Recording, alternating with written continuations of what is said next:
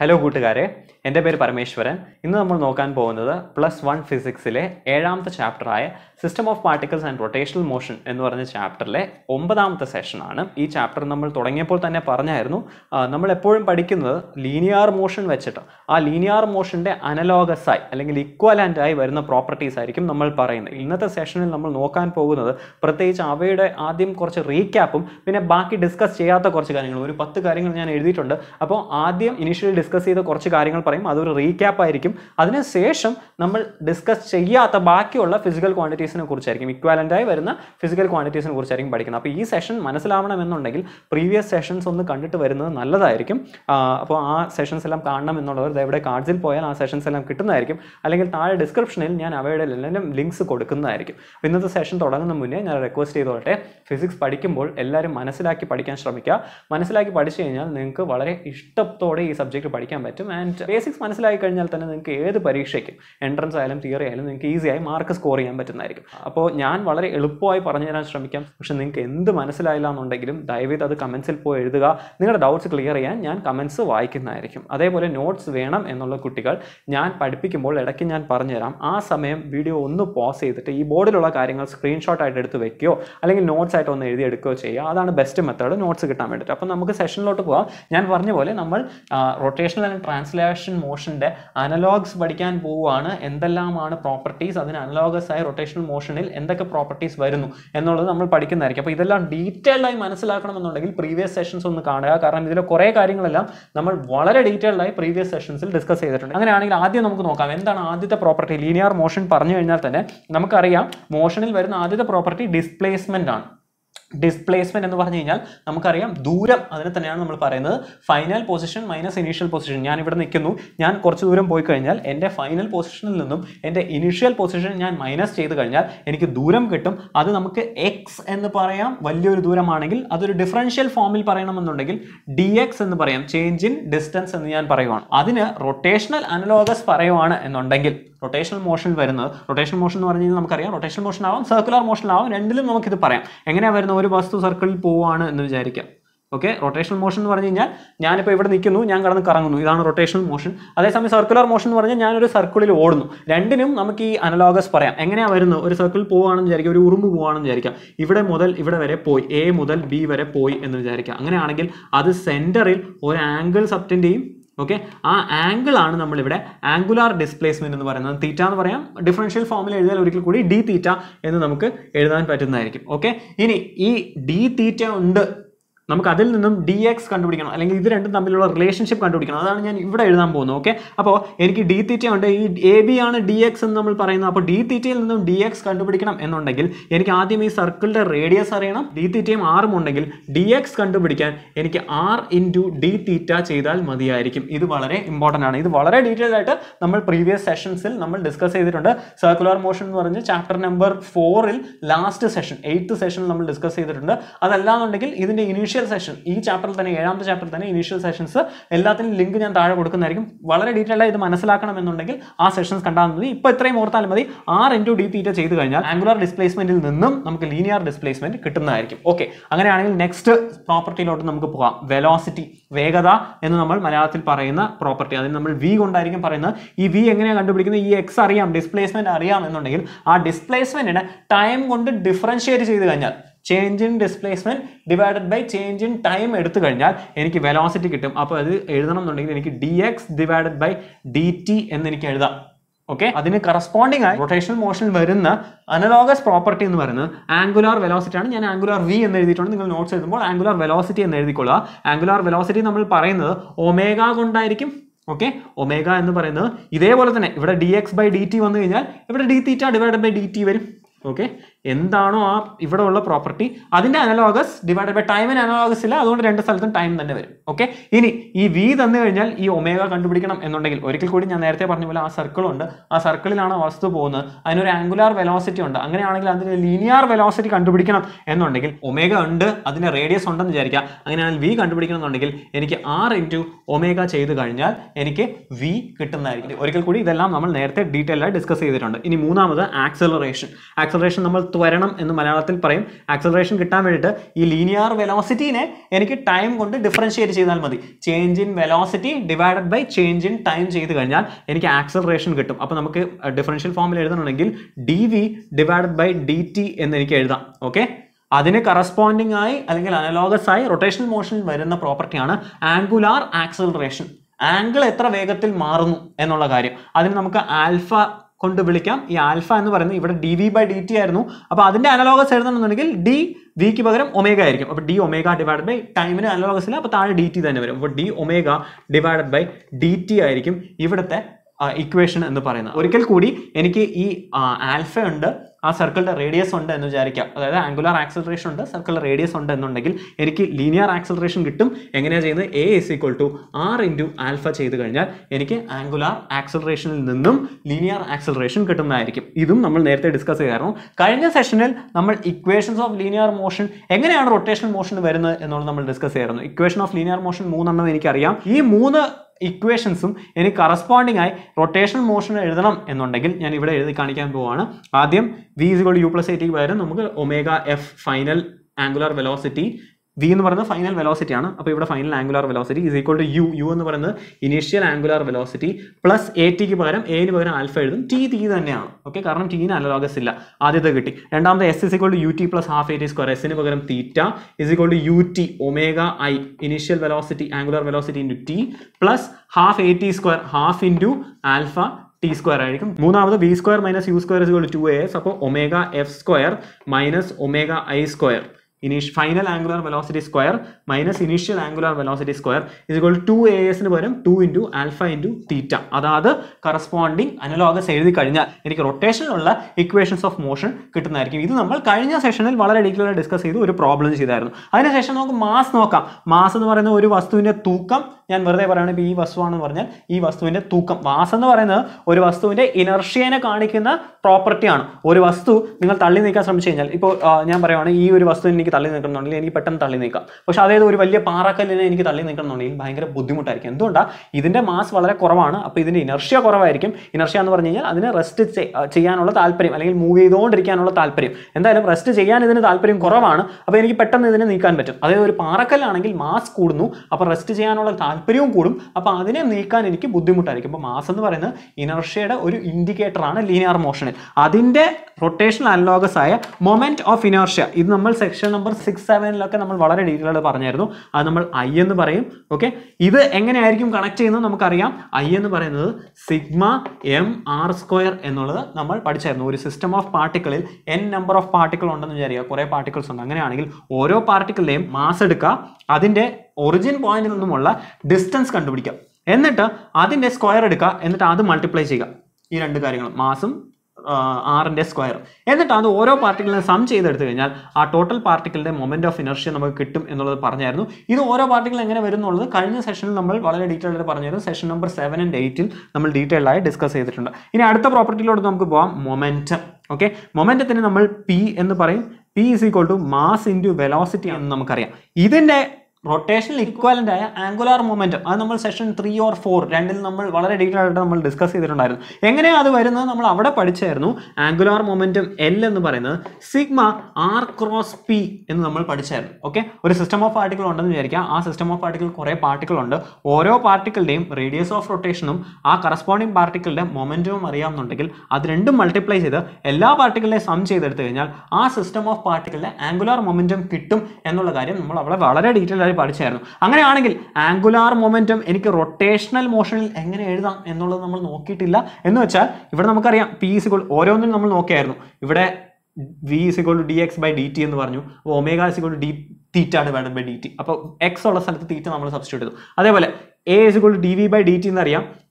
അതേപോലെ alpha = dω/dt എന്ന് നമ്മൾ പറഞ്ഞു. അങ്ങനെ ഓരോ സ്ഥലത്തും നമ്മൾ ലീനിയർ മോഷനിൽ എന്തെല്ലാം ഉണ്ടോ ആ കറസ്പോണ്ടിങ് പ്രോപ്പർട്ടിയുടെ റൊട്ടേഷണൽ അനലോഗ്സ് കൊടുത്തു കഴിഞ്ഞാൽ നമുക്ക് അതിൻ്റെ റൊട്ടേഷനിലുള്ള ഇക്വേഷൻ നമുക്ക് കിട്ടുമെന്ന് പറഞ്ഞു. അപ്പോൾ ഇവിടെ നോക്കിക്കഴിഞ്ഞാൽ എനിക്ക് മൊമെൻറ്റം എന്ന് പറയുന്നത് മാസ് ഇൻറ്റു വെലോസിറ്റി ആണ്. മാസിൻ്റെ റൊട്ടേഷണൽ അനലോഗസ് എനിക്കറിയാം ഐ ആണ്. വെലോസിറ്റിയുടെ റൊട്ടേഷണൽ അനലോഗസ് എനിക്കറിയാം എന്താണ്, വിന് ഒമേഗയാണ്. അപ്പോൾ L is equal to I into omega എന്ന് എഴുതി കഴിഞ്ഞാൽ എനിക്ക് കിട്ടേണ്ടതാണ്. ഓക്കെ, അങ്ങനെ കിട്ടുന്നുണ്ടോ എന്ന് നമുക്ക് നോക്കാം. ഓക്കെ, ശ്രദ്ധിക്കുക, angular momentum about A fixed axis. ഇത് വളരെ ഇമ്പോർട്ടൻ്റ് ആണ്. നിങ്ങളുടെ NCERT-യിൽ ഒരുപാട് എസ്സേ പോലെ എഴുതി കുളമാക്കി വെച്ചിട്ടുണ്ട്. അത് വളരെ സിമ്പിളായി എങ്ങനെ മനസ്സിലാക്കാം എന്നുള്ളത് നമുക്ക് നോക്കാം. ശ്രദ്ധിക്കുക, consider A rigid body rotating about OC in the Z axis. Okay, ഒരു ആക്സിസ് ഉണ്ട്, ഇത് Z ആക്സിസ് ആണ്. ഞാൻ ഇവിടെ വരച്ച് കാണിച്ചിട്ടുണ്ട്. Z ആക്സിസ് ആണ് ഈ കാണുന്ന ആക്സിസ്, OC എന്ന് പറഞ്ഞ ലൈൻ കാണുന്ന ആക്സിസ്. അതാണ് ഇതിന്റെ ആക്സിസ് ഓഫ് റൊട്ടേഷൻ എന്ന് വിചാരിക്കുക. X ആക്സിസ് ഇങ്ങോട്ടാണ്. ഈ ബോർഡിന്റെ ഞാൻ ഇവിടെ പറയുവാണെങ്കിൽ ഇത് Z ആക്സിസ് ആണ്, ഇത് X ആക്സിസ് ആണ്. അങ്ങനെയാണെങ്കിൽ Y ആക്സിസ് ഈ ബോഡിയിൽ നിന്നും വെളിയിലോട്ടായിരിക്കും വരുന്നത്. അതായത് ഇങ്ങനെയായിരിക്കും Y ആക്സിസ് വരുന്നത്. എപ്പോഴും അത് മനസ്സിലാക്കാം. The body can be assume to be a system of particle. Okay, ഒരു സിസ്റ്റം ഓഫ് പാർട്ടിക്കിളായി നമുക്ക് അസ്യൂം ചെയ്യാം. ഇപ്പോൾ ശ്രദ്ധിക്കുക, ഞാൻ ഇവിടെ വരച്ചേക്കുന്ന ഒരു സിലിണ്ടർ ആണ്. അപ്പോൾ ഈ പേനയാണ് ഞാൻ വരച്ച് കാണിച്ചേക്കുന്നതെന്ന് വിചാരിക്കുക. ഓക്കെ, ഈ പേനയുടെ നടുക്കൂടെ ഒരു ആക്സിസ് ഉണ്ട്. ആ നടുക്കുള്ള ആക്സിസിൽ വെച്ച് ഇതിങ്ങനെ കറങ്ങുന്നു. ആ സംഭവമാണ് നമ്മൾ ഇവിടെ വരച്ച് കാണിക്കാൻ ശ്രമിക്കുന്നത്. ഓക്കെ, അപ്പോൾ ഒരു സിലിണ്ടർ ഉണ്ട്. ആ സിലിണ്ടറിന്റെ നടുക്കുള്ള ആക്സിസ് വെച്ച് അതിങ്ങനെ കറങ്ങുന്നു. അതിന്റെ 3 ആക്സിസ് നമ്മൾ പറഞ്ഞു. Z ആക്സിസ് ആ നടുക്കുള്ള ആക്സിസിൽ കൂടെയാണ് Z ആക്സിസ് പോകുന്നത്. X ആക്സിസ് എന്ന് പറയുന്നത് ഇങ്ങോട്ടാണ് ആൻഡ് Y ആക്സിസ് എന്ന് പറയുന്നത് വെളിയിലോട്ടാണ്. ഓക്കെ, ഇനി ഈ പാർട്ടിക്കിളിനെ, ഈ സിലിണ്ടറിനെ നമുക്കൊരു സിസ്റ്റം ഓഫ് പാർട്ടിക്കിളായി, കുറേ വസ്തു ചേർന്നുണ്ടായ ഒരു പാർട്ടിക്കിളായി നമുക്ക് അസ്യൂം ചെയ്യാം. Okay, one such particle at point P has mass mi. ഞാൻ ഒരു പാർട്ടിക്കിൾ എടുക്കുവാണ്. ഓക്കെ, ഇവിടെ ഒരു പാർട്ടിക്കിൾ ഞാൻ എടുത്തു. ആ പാർട്ടിക്കിളിന്റെ മാസ് പറഞ്ഞു mi ആണെന്ന് ഞാൻ പറഞ്ഞു. ഓക്കെ, ആൻഡ് പെർപെൻഡിക്കുലർ ഡിസ്റ്റൻസ് എന്ന് പറയുന്ന ആക്സിസിൽ നിന്നും പെർപെൻഡിക്കുലർ ഡിസ്റ്റൻസ് ഈ CP എന്ന് പറഞ്ഞ് വരച്ച് കാണിച്ചേക്കുന്നത് അത് RI ആണ് എന്ന് ഞാൻ പറയുവാണ്. Okay, from axis of rotation. Okay, perpendicular distance RI from axis of rotation with angular velocity omega. ഇതിന്റെ ആംഗുലാർ വെലോസിറ്റി ആ ബ്ലൂവിൽ വരച്ച് കാണിച്ചിട്ടുണ്ട്. ഒമേഗയാണ് ഇതിന്റെ ആംഗുലാർ വെലോസിറ്റി.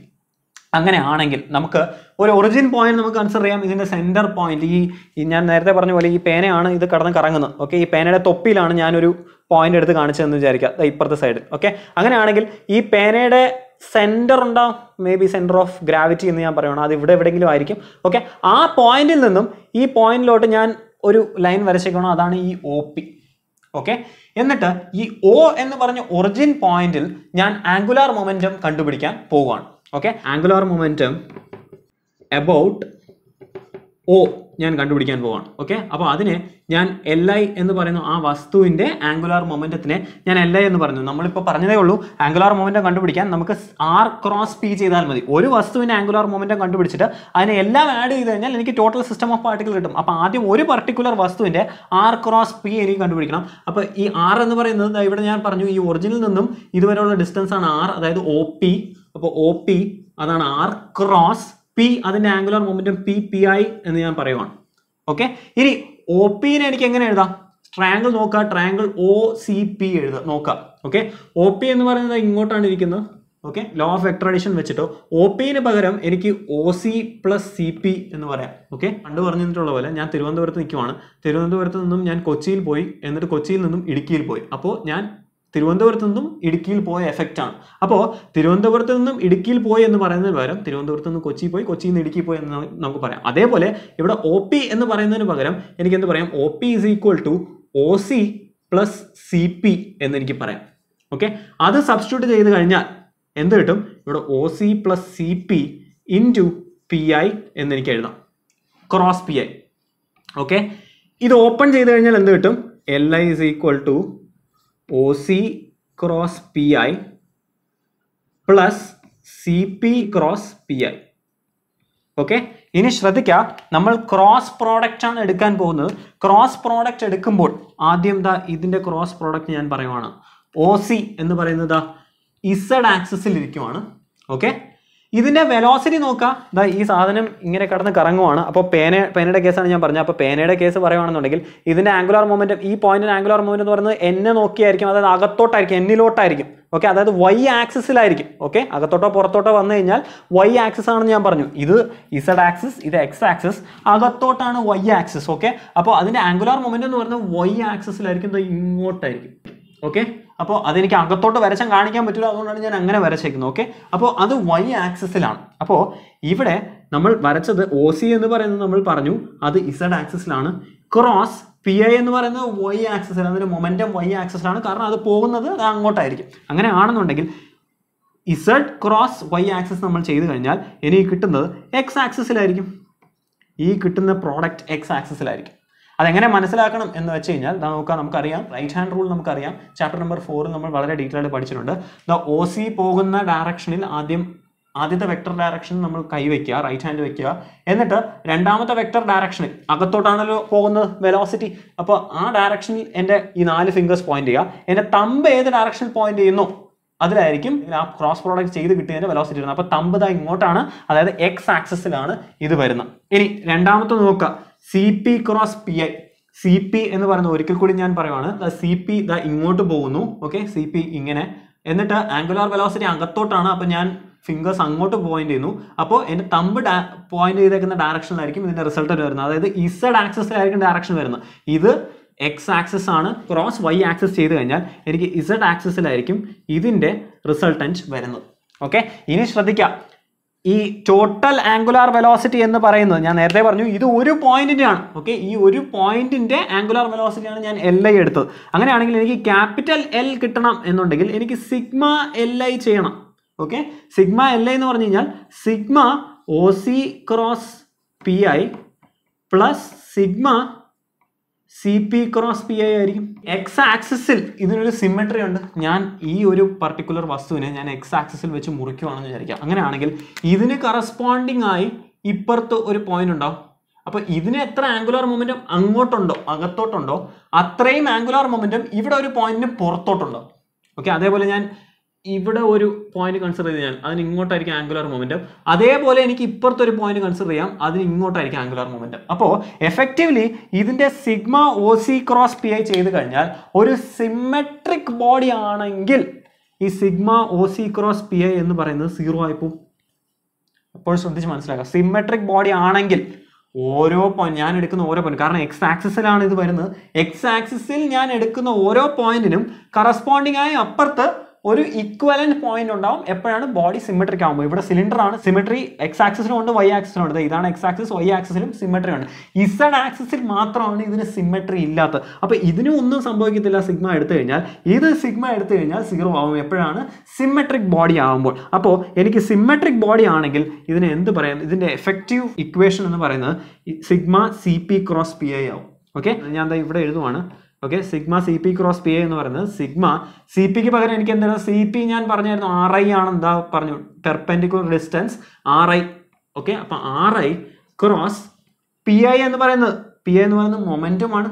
മൊമെന്റത്തിനെ എനിക്ക് മാസ് ഇൻറ്റു വെലോസിറ്റി എന്ന് എഴുതാം. അപ്പോൾ MI ഇൻറ്റു VI എന്ന് എനിക്ക് എഴുതാം. Okay, this is equal to VI. ശ്രദ്ധിക്കാം, VI വെലോസിറ്റി ആണ്. ഇതിനൊരു ആംഗുലാർ മൊമെന്റം ഒമേഗ ഉണ്ടെങ്കിൽ എനിക്ക് എന്തെഴുതാം, V = R × ഒമേഗ എന്ന് എഴുതാം. ഓക്കെ, അപ്പോൾ ഇവിടെ ഞാൻ VIക്ക് പകരം RI × ഒമേഗ എന്ന് എഴുതാൻ പോവുകയാണ്. അങ്ങനെയാണെങ്കിൽ ഇതെന്ത് കിട്ടും, sigma RI × MI × RI × omega എന്ന് എഴുതാം. ഓക്കെ, ഒമേഗ ഒരു കോൺസ്റ്റന്റ് ആണ്. ഈ സിലിണ്ടറിലുള്ള എല്ലാ പാർട്ടിക്കിൾസിനും ആംഗുലാർ വെലോസിറ്റി ഒമേഗ തന്നെ ആയിരിക്കും. ഓക്കെ, അപ്പോൾ ആ ഒമേഗ പുറത്തെടുത്ത് കഴിഞ്ഞാൽ എനിക്ക് എന്ത് കിട്ടും, ഒമേഗ × സിഗ്മ MI RI 2 പ്രാവശ്യം ഉണ്ട്, അതുകൊണ്ട് അത് RI² ആവും. ഇനി ശ്രദ്ധിക്കുക, ഈ സിഗ്മ MI RI² എന്നുള്ളത് എന്താണ്, സിഗ്മ MI RI² എന്നുള്ളത് I ആണ്. അത് മൊമെന്റ് ഓഫ് ഇനർഷ്യ ആണ്. അപ്പോൾ എനിക്ക് ഇതിനെ എങ്ങനെ എഴുതാം, angular momentum, total angular momentum L, അതാണ് ഇവിടെ എഴുതിയത്. ഇത് ഞാൻ റിപ്പീറ്റ് ചെയ്യുവാണ്. ടോട്ടൽ ആംഗുലാർ മൊമെന്റം എന്നുള്ളത് I ഒമേഗ എന്ന് എനിക്ക് എഴുതാൻ പറ്റും. ഇത് വളരെ ഇമ്പോർട്ടൻ്റ് ആണ്. ഞാൻ നേരത്തെ പറഞ്ഞല്ലോ, ഇവിടെ ട്രാൻസ്ലേഷണൽ മോഷനിൽ P = M × V വന്നു കഴിഞ്ഞാൽ അതിന്റെ കറസ്പോണ്ടിങ് ആയി അനലോഗസ് എഴുതണം. M ന്റെ അനലോഗസ് എന്ന് പറയുന്നത് I ആണ്, വിന്റെ അനലോഗസ് എന്ന് പറയുന്നത് ഒമേഗയാണ്. അത് തന്നെയാണ് നമുക്കിവിടെ കിട്ടിയത്. ഇത് എങ്ങനെ കിട്ടി എന്നുള്ളത് ചോദിച്ചു കഴിഞ്ഞാൽ ഇങ്ങനെ വേണം നിങ്ങൾക്ക് പ്രൂവ് ചെയ്യാൻ. ഒരിക്കൽ കൂടി ഞാൻ പറഞ്ഞുതരാം. നമ്മൾ ആദ്യം ഒരു സിസ്റ്റം ഓഫ് പാർട്ടിക്കിൾ നമ്മൾ കൺസിഡർ ചെയ്തു. ഈ സിസ്റ്റം ഓഫ് പാർട്ടിക്കിൾ റൊട്ടേറ്റ് ചെയ്യുന്ന ഒരു ആക്സിസ് ഉണ്ട്, അത് Z ആക്സിസ് ആണ്. ഇപ്പുറത്തെ എക്സ് ആക്സിസ് ആണെന്ന് നമ്മൾ അസ്യൂം ചെയ്തു. അപ്പോൾ വെളിയിലോട്ട് വരുന്നത് വൈ ആക്സിസ് ആയിരിക്കും, അല്ലെങ്കിൽ അകത്തോട്ട് പോകുന്നത് വൈ ആക്സിസ് ആയിരിക്കും. ഓക്കെ, ഇത് ഇസഡ് എക്സ് വൈ അല്ലെങ്കിൽ അകത്തോട്ട് വൈ. ഓക്കെ, അങ്ങനെ ചുറ്റുന്ന പാർട്ടിക്കിളിൽ ഒരു പോയിന്റ് എടുത്തു. ആ പി എന്ന് പറഞ്ഞ പോയിന്റിന് മാസ് എം ഐ ആണെന്ന് പറഞ്ഞു, പെർപെൻഡിക്കുലർ ഡിസ്റ്റൻസ് ആർ ഐ ആണെന്ന് പറഞ്ഞു. എന്നിട്ട് അതിന്റെ ആംഗുലാർ മൊമെന്റം എൽ ഐ കണ്ടുപിടിക്കാൻ നമ്മൾ ശ്രമിച്ചു. അപ്പോൾ എൽ ഐ കണ്ടുപിടിക്കുന്നത് എപ്പോഴും സെന്റർ ഓഫ് ഗ്രാവിറ്റിയിൽ നിന്നായിരിക്കും. അപ്പോൾ O P in cross P I ആയിരിക്കും അതിൻ്റെ ആംഗുലാർ വെലോസിറ്റി. അത് ചെയ്തു വന്നപ്പോൾ എനിക്ക് ഐ ഒമേഗ എന്ന് കിട്ടി. അതിൽ പ്രത്യേകിച്ച് ശ്രദ്ധിക്കേണ്ട കാര്യം, ഒരു സിമെട്രിക് ബോഡി ആണ് എന്നുണ്ടെങ്കിൽ ഈ O C cross P I എന്നുള്ളത് 0 ആയിപ്പോൾ. സിമെട്രിക് ബോഡി അല്ല എന്ന് വിചാരിക്കാം. ഓക്കെ, അങ്ങനെയാണ്. ഇപ്പോൾ ഒരു ടി പോലെ അല്ലെങ്കിൽ ഒരു എല്ല് പോലെ ഇരിക്കുവാണ്, ഇങ്ങനെ ഇരിക്കുന്ന ഒരു വസ്തുവാണെന്ന് വിചാരിക്കാം. ഓക്കെ, ഇത് കടന്ന് കറങ്ങുവാണ് ഇങ്ങനെ എൽ പോലെ. ഓക്കെ, അല്ലെങ്കിൽ ഒരു എൽ പോലെ. ഓക്കെ, ഈ എല്ല് കടന്ന് കറങ്ങുവാണെന്ന് വിചാരിക്കാം. അങ്ങനെയാണെങ്കിൽ ഒരിക്കലും ഈ ക്വാണ്ടിറ്റി 0 ആയി പോകത്തില്ല. അത് നിങ്ങൾ വളരെ ശ്രദ്ധിച്ച് മനസ്സിലാക്കേണ്ട ഒരു കാര്യമാണ്. ഓക്കെ, അപ്പോൾ സിമെട്രിക് ബോഡി ആണെങ്കിൽ മാത്രമേ എനിക്ക് L is equal to I omega എന്ന് പറയാൻ പറ്റത്തുള്ളൂ. ബോഡി സിമെട്രിക് അല്ല എന്നുണ്ടെങ്കിൽ ഈ ടോട്ടൽ ക്വാണ്ടിറ്റി എനിക്ക് എടുക്കേണ്ടി വരും. അത് വളരെ ഇമ്പോർട്ടൻ്റ് ആണ്. ഓക്കെ, അങ്ങനെയാണെങ്കിൽ നമുക്ക് നെക്സ്റ്റ് പ്രോപ്പർട്ടി പോകാം. ഫോഴ്സ് എനിക്കറിയാം, F is equal to M A എന്ന് നമ്മൾ ന്യൂട്ടൺസ് ലോസ് ഓഫ് മോഷനിൽ പഠിച്ചായിരുന്നു. അപ്പോൾ റൊട്ടേഷണൽ അനലോഗസ് അതിന് ടോർക്കാണ്. അപ്പോൾ ടോർക്കിന് എമ്മിൻ്റെ റൊട്ടേഷണൽ അനലോഗസ് എന്ന് പറയുന്നത് മാസിൻ്റെ റൊട്ടേഷണൽ അനലോഗസ് ഐ ആണ്.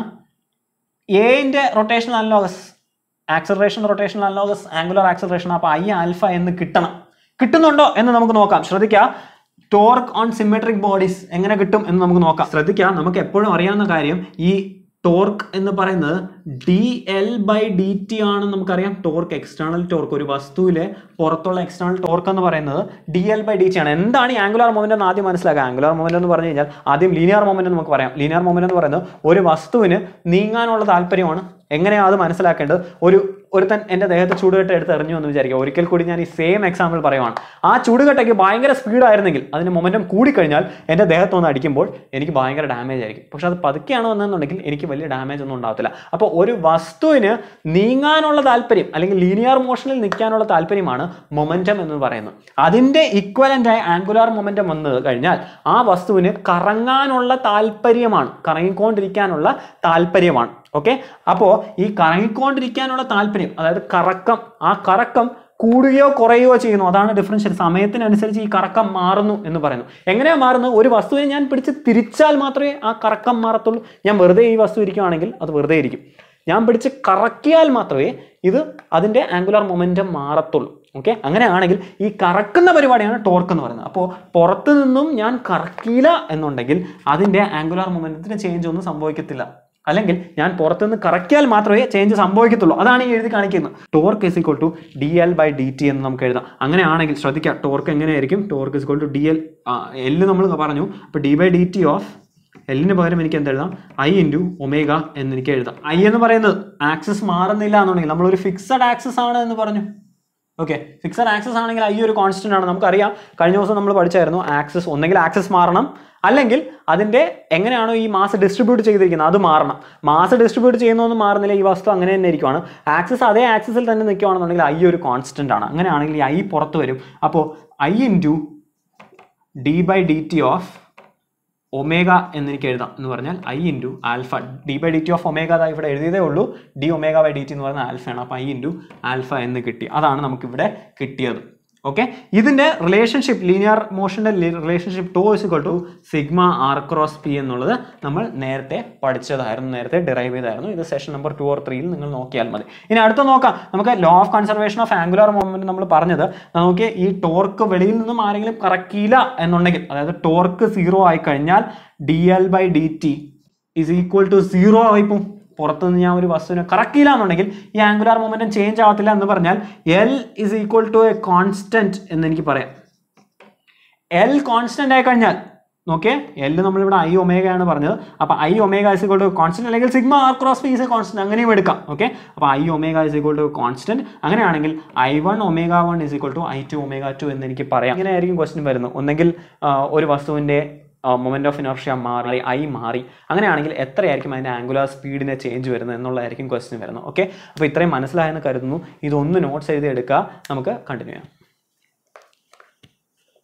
ഓൾറൈറ്റ്, നിങ്ങൾ നോട്ട്സ് എഴുതിയെന്ന് പ്രതീക്ഷിക്കുന്നു. നമുക്കൊരു ക്വസ്റ്റ്യൻ ചെയ്ത് നോക്കിയിട്ട് ഇന്നത്തെ ക്ലാസ് നിർത്താം. ക്വസ്റ്റ്യൻ ഇതാണ്: a man stands on a rotating platform with 5 kg weight in each hand. 2 കൈയിലും 5 kg വെയിറ്റ് വെച്ചുകൊണ്ട് ഒരാൾ ഒരു റൊട്ടേറ്റിംഗ് പ്ലാറ്റ്ഫോം, ഒരു കറങ്ങുന്ന പ്ലാറ്റ്ഫോമിൽ നിൽക്കുവാണ്. Okay, the angular speed is 30 RPM. എന്നിട്ട് അയാൾ കറങ്ങുന്ന സ്പീഡ് എന്ന് പറയുന്നത് 30 RPM ആണ്. ഒരു മിനിറ്റിൽ 30 പ്രാവശ്യം റൊട്ടേറ്റ് ചെയ്യുന്നു. RPM എന്ന് പറഞ്ഞാൽ റൊട്ടേഷൻ പെർ മിനിറ്റ് ആണ്. Then he brings his arm close to the body with the distance of each weight from the axis changing from 90 cm to 20 cm. അതിനുശേഷം അയാൾ 2 കൈയും അടുത്ത് കൊണ്ടുവരികയാണ്.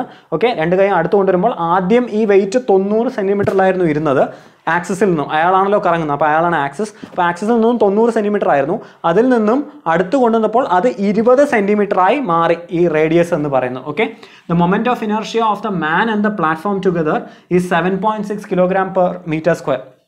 അയാളുടെയും ഈ പ്ലാറ്റ്ഫോമിൻ്റെയും, വെയിറ്റിൻ്റെ അല്ല, അയാളുടെയും പ്ലാറ്റ്ഫോമിൻ്റെയും മൊമെന്റ് ഓഫ് ഇനർഷ്യ എന്ന് പറയുന്നത് 7.6 kg/m² ആണ്. അപ്പോൾ ടോട്ടൽ സിസ്റ്റം വെയിറ്റും ഇൻക്ലൂഡ് ചെയ്യണമെന്നുണ്ടെങ്കിൽ അതിന് മൊമെന്റ് ഓഫ് ഇനർഷ്യയും കൂടെ ആഡ് ചെയ്യണം. Okay, what is his new angular velocity? എത്രയായിരിക്കും കൈ അടുത്ത് കൊണ്ടുവന്നു കഴിഞ്ഞാൽ ഇയാളുടെ ആംഗുലാർ വെലോസിറ്റി എത്രയായിരിക്കും മാറുന്നത് എന്നുള്ളതാണ് ചോദ്യം. ഒന്ന് വീഡിയോ പോസ് ചെയ്തിട്ട് ചെയ്തു നോക്കുക. നിങ്ങൾക്ക് ചെയ്യാൻ പറ്റിയില്ല എന്നുണ്ടെങ്കിൽ ഞാൻ ചെയ്ത് കാണിച്ചു തരാം. ഓക്കെ, നിങ്ങൾ ചെയ്യാൻ ശ്രമിച്ചു എന്ന് പ്രതീക്ഷിക്കുന്നു. കിട്ടാത്ത കുട്ടികൾ പ്ലീസ് ശ്രദ്ധിക്കുക. നമുക്ക് എന്താ തന്നിട്ടുള്ളത്? ആദ്യം ഇവിടെ ആ മനുഷ്യൻ്റെയും പ്ലാറ്റ്ഫോമിൻ്റെയും മൊമെന്റ് ഓഫ് ഇനർഷ്യ തന്നിട്ടുണ്ട്. അതിന് ഞാൻ IM&P എന്ന് എഴുതുവാണ്. മാൻ ആൻഡ് പ്ലാറ്റ്ഫോമിൻ്റെ മൊമെന്റ് ഓഫ് ഇനർഷ്യ 7.6 kg/m² ആണ്. അപ്പോൾ ടോട്ടൽ സിസ്റ്റത്തിൻ്റെ മൊമെന്റ് ഓഫ് ഇനർഷ്യ ആണ് നമുക്ക് കൺസിഡർ ചെയ്യേണ്ടത്. ടോട്ടൽ സിസ്റ്റത്തിൽ ആ മനുഷ്യൻ, ആ പ്ലാറ്റ്ഫോം, പിന്നെ കയ്യിലുള്ള 2 വെയിറ്റും കൂടെ ഉണ്ട്. ഓക്കെ, അപ്പോൾ ആ 2 വെയിറ്റിൻ്റെയും മാസ് ഉണ്ട്. ആ മാസ് എന്ന് പറയുന്നത് 5 kg ആണ് എന്ന് തന്നിട്ടുണ്ട്. ഇനീഷ്യലി അതിരുന്ന റേഡിയസ് R1 എന്ന് ഞാൻ എഴുതുവാണ്. അത് 90 cm ആണ്, അല്ലെങ്കിൽ 0.9 മീറ്റർ ആണ്. എപ്പോഴും SI യൂണിറ്റിൽ എഴുതാൻ മറക്കരുത്. അപ്പോൾ അത് 0.9 മീറ്റർ. അതിനെ പിന്നെ കൈ അടുത്ത് കൊണ്ടുവന്നപ്പോൾ 20 മീറ്റർ ആയെന്ന് പറഞ്ഞു. അപ്പോൾ അത് 0.2 മീറ്റർ ആയിരിക്കും R2. ഓക്കെ, അപ്പോൾ I total first initial I total 1 എന്ന് ഞാൻ എഴുതുവാണ്. അതിന് കണ്ടുപിടിക്കാൻ വേണ്ടി എനിക്ക് 7.6ൻ്റെ കൂടെ മനുഷ്യൻ്റെ പ്ലാറ്റ്ഫോമിൻ്റെ എഴുതി, പ്ലസ് 2 മാസിൻ്റെയും മൊമെന്റ് ഓഫ് ഇനർഷ്യ കൂടെ എടുക്കണം. മാസിൻ്റെ മൊമെന്റ് ഓഫ് ഇനർഷ്യ എടുക്കാൻ വേണ്ടി mr² ചെയ്താൽ മതി. അത് 2 എണ്ണം ഉണ്ട്. അപ്പോൾ 2 × mr1² എനിക്ക് ചെയ്യണം. എന്ന് വെച്ചാൽ 7.6 + 2 × 5 × 0.9². ഇത്രയും ആയിരിക്കും initial moment of inertia total സിസ്റ്റത്തിൻ്റെ. I total 2 എന്ന് ഞാൻ എഴുതുവാണ്. അതെന്ന് പറയുന്നത് ഒരിക്കൽ കൂടി 7.6 + 2 × mr2² ആണ്. എന്ന് പറഞ്ഞാൽ 7.6 + 2 × 5 × 0.2² ആയിരിക്കും. ഇത്രയും ആയിരിക്കും final moment of inertia. Okay, നമുക്ക് എന്താ അറിയാവുന്നത്? എക്സ്റ്റേണൽ ടോർക്കൊന്നുമില്ല. കാരണം ഇയാൾ കൈ ദൂരെ നിന്നും കൈ അടുത്ത് കൊണ്ടുവന്നേ ഉള്ളൂ. എക്സ്റ്റേണലി ഒരു ടോർക്ക് ആരും ഇയാളെ പിടിച്ച് തിരിച്ചോ ഒന്നും ചെയ്തിട്ടില്ല. അപ്പോൾ എക്സ്റ്റേണൽ ടോർക്ക് എക്സ്റ്റേണൽ = 0 എന്ന് നമുക്ക് എഴുതാം. എന്ന് വെച്ചാൽ dL/dt = 0, which means that angular momentum is a constant. Angular momentum constant ആയി കഴിഞ്ഞാൽ, കുറച്ച് മുന്നേ നമ്മൾ എഴുതിയതേ ഉള്ളൂ, I1 ω1 = I2 ω2. ഇതിൽ എത്ര സ്പീഡാണ്, ഫൈനൽ ആംഗുലാർ വെലോസിറ്റി ആണ് കണ്ടുപിടിക്കാൻ പറഞ്ഞപ്പോൾ ω2 എടുക്കണം എന്നുണ്ടെങ്കിൽ എനിക്ക് I1 ω1 / I2 ചെയ്താൽ മതിയായിരിക്കും. ഓക്കെ, I1 ഇവിടെ ഉണ്ട്, അതേപോലെ I2 ഇവിടെ ഉണ്ട്. ω1 നമുക്കറിയാം, ω1 തന്നിട്ടുണ്ട്. അത് ഞാൻ ഇവിടെ എഴുതുവാണ്. 30 ആണെന്ന് പറഞ്ഞിട്ടുണ്ട്, 30 RPM ആണെന്ന് പറഞ്ഞിട്ടുണ്ട്. അപ്പോൾ ഈ I1ഉം I2ഉം ഈ ω1ഉം ഇത് സബ്സ്റ്റിറ്റ്യൂട്ട് ചെയ്ത് കഴിഞ്ഞാൽ എനിക്ക് ω2 കിട്ടും. അത് കിട്ടുന്ന ആൻസർ ഒന്ന് കാൽക്കുലേറ്റർ അടിച്ചു നോക്കുക. കിട്ടുന്ന ആൻസർ 59 revolutions/second ആയിരിക്കും, അല്ലെങ്കിൽ റൊട്ടേഷൻ പെർ സെക്കൻഡ് ആയിരിക്കും. ഓൾറൈറ്റ്, നിങ്ങൾക്ക് ഇന്ന് പറഞ്ഞു തന്ന കാര്യങ്ങൾ മനസ്സിലായി എന്ന് പ്രതീക്ഷിക്കുന്നു. നമ്മൾ ഡിസ്കസ് ചെയ്തത് ഈ 7 കാര്യങ്ങൾ, നമ്മൾ ആദ്യത്തെ 7 കാര്യങ്ങൾ റൊട്ടേഷണൽ അനലോഗസ് ആയുള്ള കാര്യങ്ങൾ പറഞ്ഞായിരുന്നു. ഇതിൽ പുതിയതായിട്ട് നമ്മൾ പഠിച്ച കാര്യങ്ങൾ 2 കാര്യങ്ങളാണ്. ഒന്ന് ആംഗുലാർ മൊമെന്റം, നമുക്ക് ഓൾറെഡി അറിയായിരുന്നു σr×p എന്നുള്ളത്. അത് നമ്മൾ Iω എന്നുള്ള ഇക്വേഷനും കൂടെ ഡിറൈവ് ചെയ്ത് എങ്ങനെയാണ് ഫിക്സഡ് ആക്സസിൽ ഒരു സിസ്റ്റം ഓഫ് പാർട്ടിക്കിൾ റൊട്ടേറ്റ് ചെയ്യുന്നതായി അസ്യൂം ചെയ്തിട്ട്. അതേപോലെ ടോർക്ക് എന്ന് പറയുന്നത് σr×p നമുക്ക് അറിയായിരുന്നു. ഇപ്പോൾ Iα എന്നുള്ള ഇക്വേഷനും കൂടെ നമ്മൾ ഡിറൈവ് ചെയ്തു. നിങ്ങൾക്ക് എന്തെങ്കിലും സംശയം ഉണ്ടെങ്കിൽ ദയവേത് കമന്റ്സിൽ എഴുതുക. അതർവൈസ് നിങ്ങൾ ഈ ബോർഡ് ഒന്ന് പോസ് ചെയ്തിട്ട് സ്ക്രീൻഷോട്ട് എടുത്തോളുക, എന്നിട്ട് നോട്ട്സ് എഴുതിക്കൊള്ളുക. നമുക്ക് നെക്സ്റ്റ് ക്ലാസ്സിൽ കാണാം. Thank you so much.